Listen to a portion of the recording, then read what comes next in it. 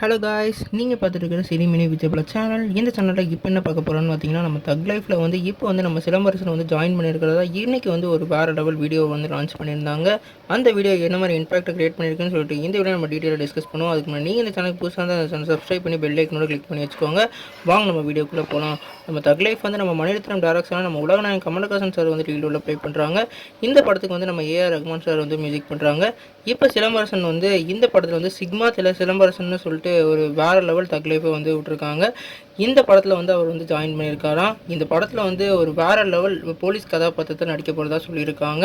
அது மட்டும் இல்லாமல் நம்ம உலகநாயகன் கமலஹாசனுக்கு இந்த படம் வந்து செகண்ட் ஹாஃப் ரிலீஸ் ஆக போகுது. உலகநாயகன் கமலஹாசன் சாரை பொறுத்த வரைக்கும் இந்தியன் 2 வந்து ஜூன் மாதம் ரிலீஸ் ஆக போகுது. அதுக்கப்புறம் வந்து நம்மளோட தெலுங்கு படம் வந்து ப்ராஜெக்ட் கேவும் வந்து ரிலீஸ் ஆக போகுது. அதுக்கப்புறம் இந்த படம் வந்து டிசம்பர் மாதம் ரிலீஸ் ஆக போகிறதா சொல்லியிருக்காங்க. அதனால் 3 பிளாக் பஸ்டர் வந்து தொடரப்போகுது. நீங்கள் சொல்லுங்கள், நம்ம சிலம்பரசனோட இது எப்படி இருக்குன்னு கமெண்ட் பண்ணுங்கள்.